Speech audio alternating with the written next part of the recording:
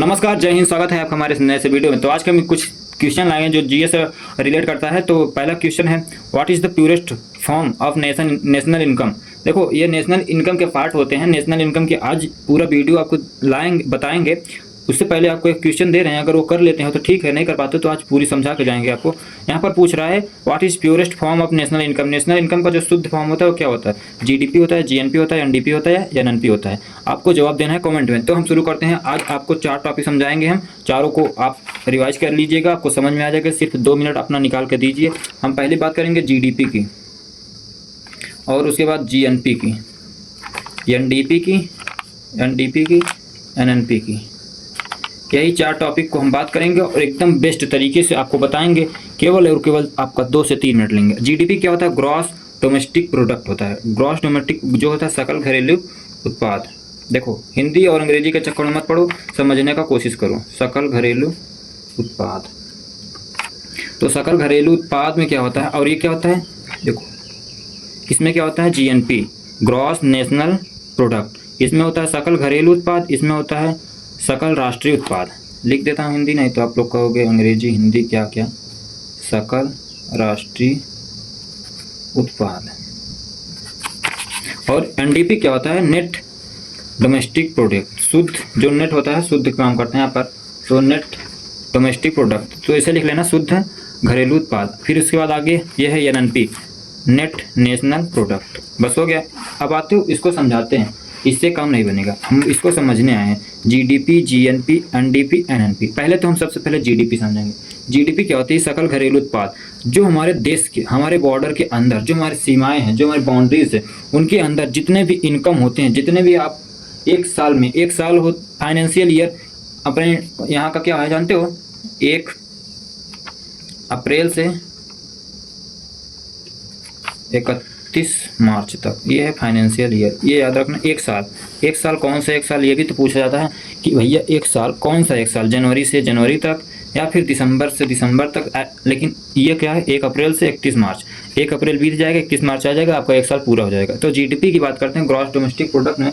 तो एक साल में भारत में जितना उत्पाद प्रोड्यूस करता है वो सब जीडीपी में आता है। मतलब जीडीपी बाउंड्रीज के अंदर जितनी भी उत्पादन होते हैं, जितने भी उसका इनकम होता है भारतीय सीमा के भीतर तक, वो सब जीडीपी में आते हैं। सीधी सी बात है, जितने होते हैं जीडीपी में आते हैं, केवल और केवल इंडिया के अंदर। अब बात करते हैं जीएनपी की। तो जीएनपी क्या होता है? देखो, ये सकल घरेलू, घरेलू मतलब घर का उत्पाद, और ये राष्ट्रीय उत्पाद। राष्ट्रीय उत्पाद मतलब क्या होता है जानते हैं? जीएनपी। जीएनपी में कौन कौन से आ सकते हैं? मान लो कोई इंडिया का, जैसे बहुत सारे लोग होते हैं, इंडिया के लोग जाते हैं दुबई जाते हैं, कुछ लोग अमेरिका रहते हैं, कुछ लोग जापान रहते हैं, कुछ लोग ऑस्ट्रेलिया रहते हैं, न्यूजीलैंड रहते हैं, ब्रिटेन रहते हैं। ऐसे बहुत जगह लोग रहते हैं, अपना काम करते हैं, कमाते हैं, फिर वहाँ से पैसे भेजते हैं। तो क्या होता है इसमें? सकल राष्ट्रीय उत्पाद होता है, इसमें इंडिया देखो, जीडीपी में इंडिया की बात होती है और जीएनपी में इंडियन की बात होती है। मतलब कितने इंडियन पूरा इनकम होता है। तो वहाँ से हम लोग क्या निकालते हैं? जैसे एक होता है यन फीफा, ये जानते रहो, यन फीफा।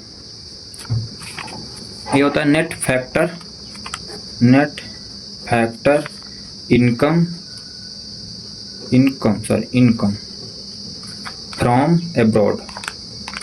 एब्रॉड मतलब विदेश, विदेश से जो नेट इनकम होता है। देखो, हमारा जो एनफीफा होता है वो हो सकता है, क्या होता है? Net income. पहले नेट इनकम की बात करते हैं। नेट इनकम जैसे मान लो, नेट इनकम 2 प्रकार से हमारा काम, नेट इनकम हमारा 2 प्रकार से काम कर सकता है। एक नेगेटिव के रूप में होता है, एक पॉजिटिव के रूप में होता है।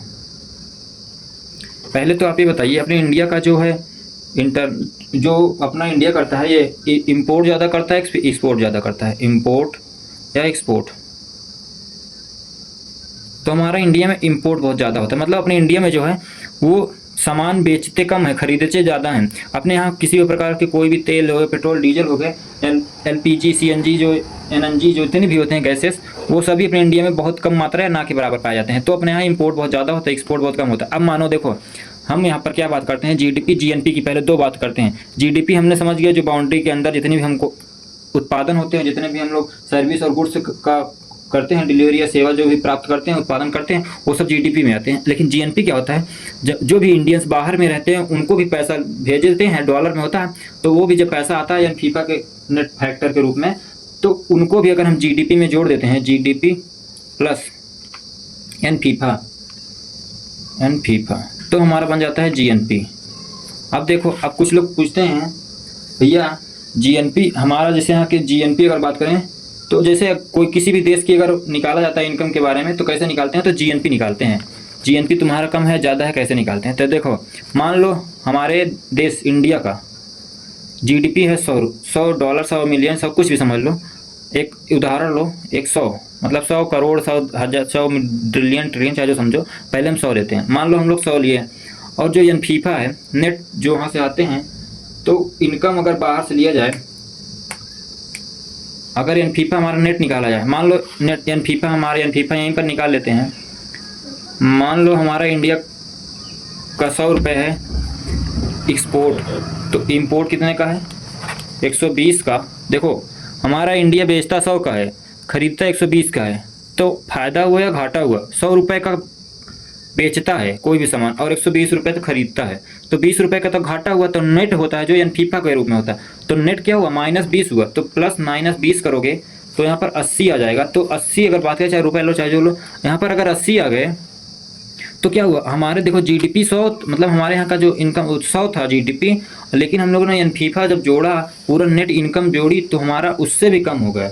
तो इसका मतलब कि हमारे यहाँ का इंपोर्ट तो ज़्यादा है, एक्सपोर्ट कम है। तो अगर हमको अपने जीएनपी को बढ़ाना है तो सबसे पहले हमको एक्सपोर्ट को बढ़ाना होगा, हमको विदेशों से सामान कम खरीदना होगा और यहाँ के सामानों को वहाँ पर, जैसे अपने यहाँ के जैसे चीन हो गया, चीन के जीएनपी बहुत ही ज़्यादा है क्योंकि उसका जीडीपी भी ज़्यादा है और एनफीफा उसका पॉजिटिव आता है, निगेटिव होता तो उसको भी घाटे में जाता।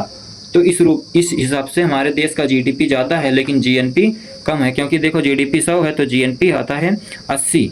अब आते हैं एनडीपी एनएनपी। एनडीपी एनएनपी क्या होता है, देखो एक होता है जैसे हाथ से होता है, जैसे कोई भी मशीन खरीदते हो, कोई भी आप कारखाना चलाते हो तो कुछ दिन खर्च पानी उसमें लगता है। जैसे आप मशीन ही चलाते हो तो उसमें खर्च लगता है, ऐसा नहीं कि आप खरीद ले तो कभी आपको खर्च नहीं देना पड़ेगा, या फिर उसमें डिप्रिसिएशन होता है।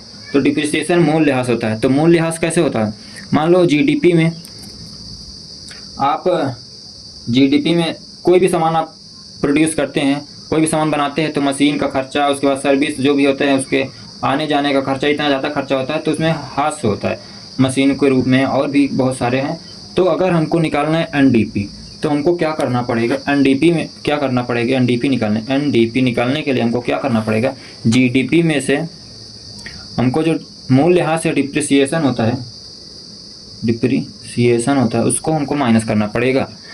मूल्यह्रास मतलब क्या होता है कि एक डिप्रिसिएशन होता है, एक एप्रिसिएशन होता है। जैसे हम मशीन लेते हैं, मशीनों में खर्च लगता है, मशीनों को हमेशा ऐसा नहीं, अगर आप देख लो कोई भी मशीन आप 1.5 लाख का खरीदे आज, तो कल उसका रेट थोड़ी ना वही रहेगा। उसका अगर बेचोगे तो आधा होगा, आधे से कम होगा, फिर उससे कम ही होगा, उससे ज़्यादा है उसके बराबर तो नहीं मिलेगा। मान लो मैंने आज मोबाइल ली 1 लाख की, और अब 2 साल बाद आपको कहूँ इसको ले लो 1 लाख की, तो कहोगे 500 दूंगा। तो सोचो अगर वो 1 लाख का 5,000 10,000 जितना भी हो, उससे ज़्यादा कोई नहीं देता। तो हमको क्या होता है, डिप्रिसिएशन मिलता है, मूल्यह्रास होता है। तब वही जीडीपी में से मूल्यह्रास को घटाएंगे तो एनडीपी आ जाएगा। और एनएनपी निकालना है तो एनएनपी निकालना है तो GNP minus depreciation, NDP GNP